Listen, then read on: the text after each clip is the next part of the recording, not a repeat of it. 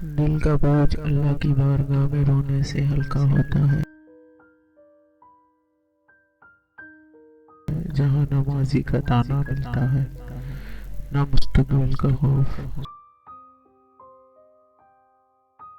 صرف کرم کی چادر سے ڈھانپ دیا جاتا ہے۔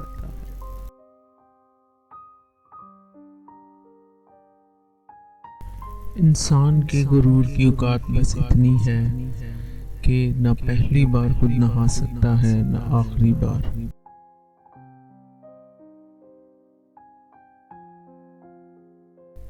نہ رئیس ہوں نہ امیر ہوں، نہ میں بادشاہ نہ میں وزیر ہوں، اے میرے رب تیرا عشق ہے میری سلطنت، میں اس سلطنت کا فقیر ہوں۔